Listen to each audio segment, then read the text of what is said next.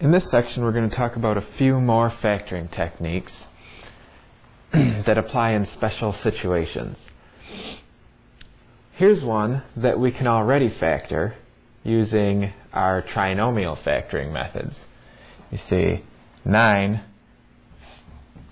if we list out pairs of factors, the pair that adds up to 6 is 3 and 3.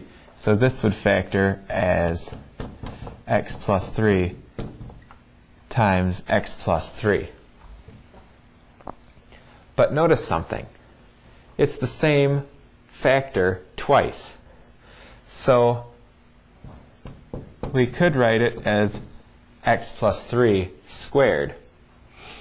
And what we call something like x squared plus 6x plus 9 is a perfect square trinomial, because it's a trinomial, but it's the square of a binomial.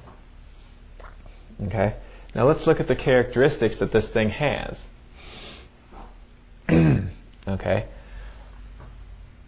When we multiply x plus 3 times x plus 3 using FOIL, we get x squared plus 3x plus 3x plus 9.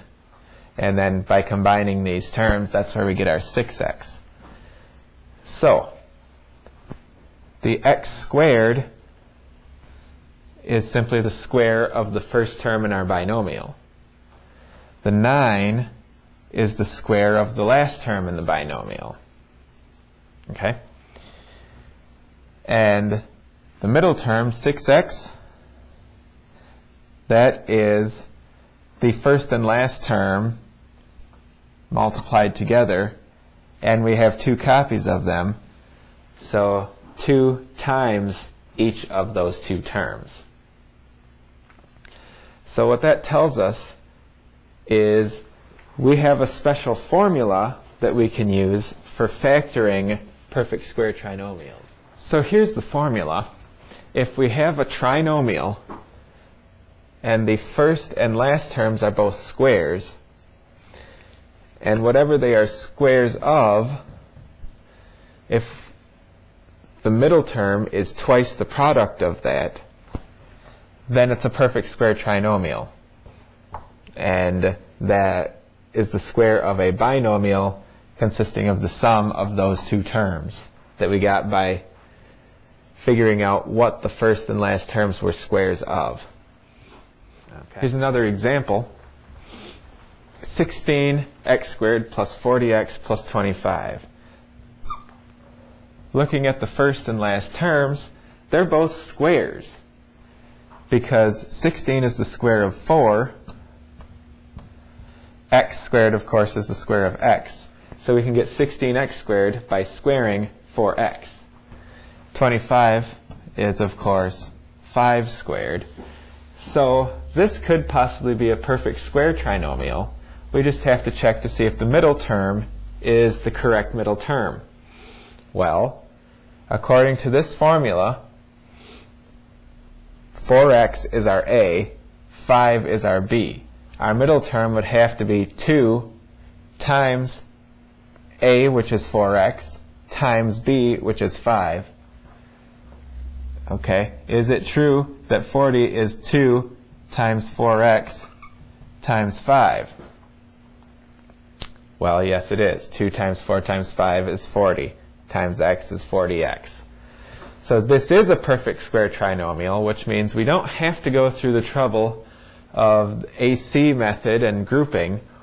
We can just skip right to the factorization, because we already know what A and B are. So this thing is going to factor as A, or 4x, plus B, or 5, squared. It's important that you get that squared in there, because it's really 4x plus 5 times 4x plus 5. Now, one quick comment. Just because the first and last terms are squares does not always mean we're going to have a perfect square trinomial. It depends on if the middle term is in this pattern.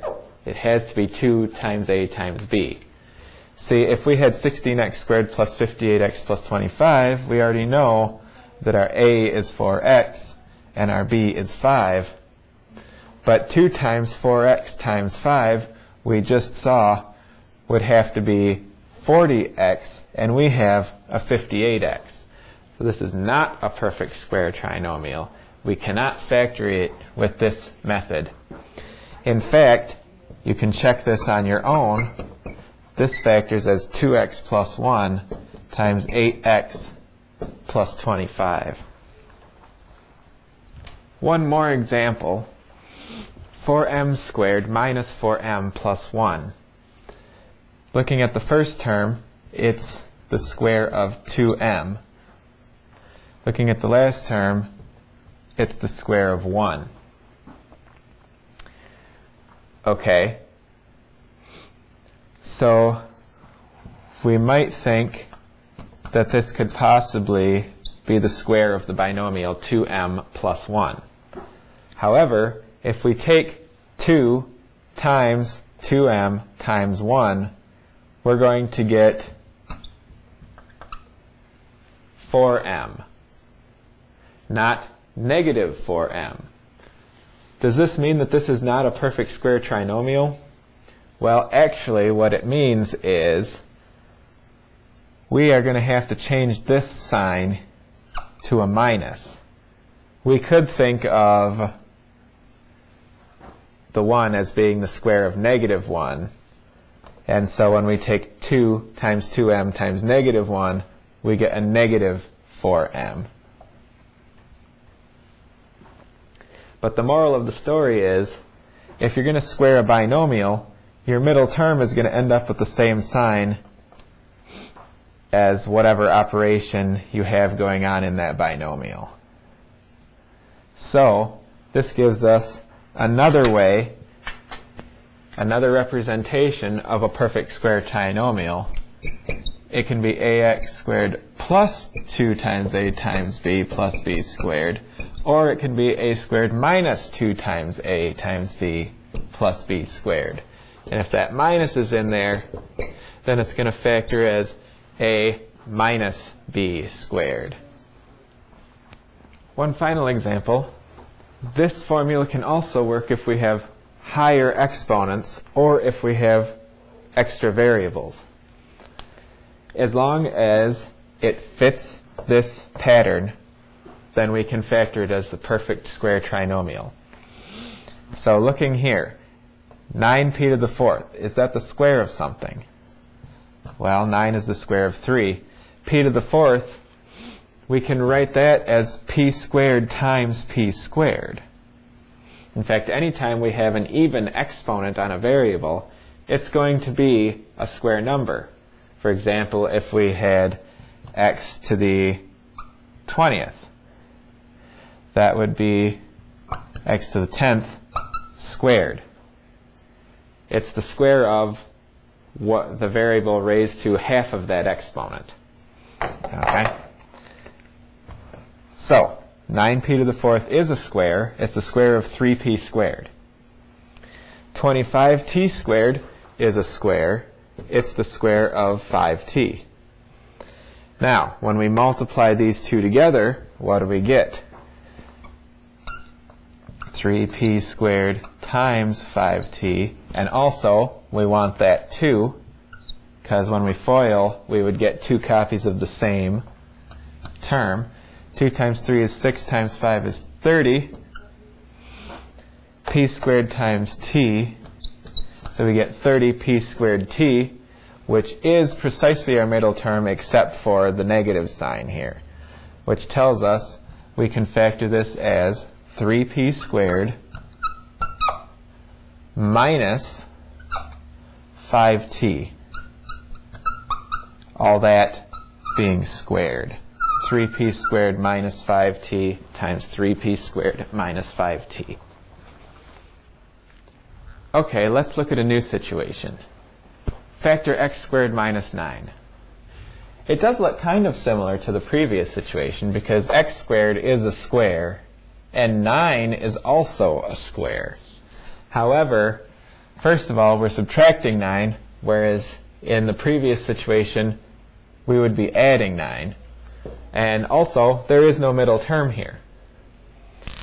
Well, we could factor this using our trinomial method if we think about the fact that this is the same as x squared plus 0x minus 9.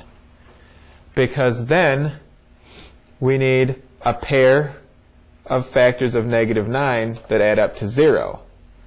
Well, negative 9 we can factor as 3 times negative 3.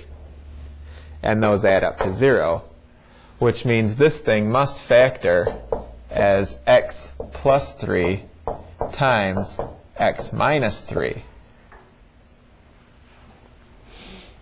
Okay. And that's fine if you want to think about it that way with this additional 0 term in the middle. But there's another way to think about it. Since we've just been talking about the first and last term being squares, let's use that idea. The first term here is the square of x, and notice that x is the first term in both of our binomial factors. The last term here, other than this subtraction, is 9, and 9 is the square of 3, which, other than signs, is the last term in both of our binomial factors. And then, to get the middle term to cancel out, we need 1 plus and 1 minus. See, when we FOIL this, we get x squared minus 3x plus 3x and minus 9. So the minus 3x and the plus 3x cause that middle term to cancel out. And that's how we end up with 2 terms instead of 3 when we simplify. Here's the formula then for a difference of squares, or in other words, anytime we have 2 squares and we're subtracting them.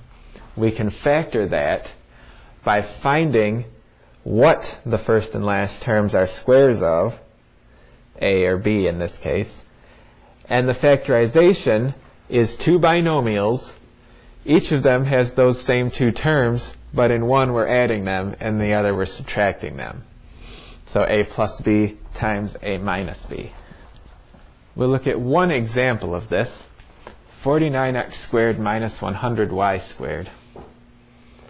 The question is, we see we have 2 terms and we're subtracting them.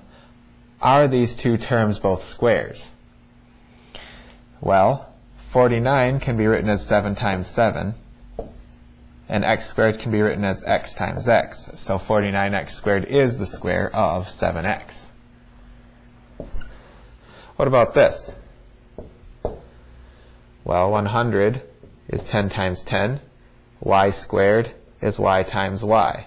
So this is the square of 10y. According to this formula then, we're going to factor this as 2 binomials.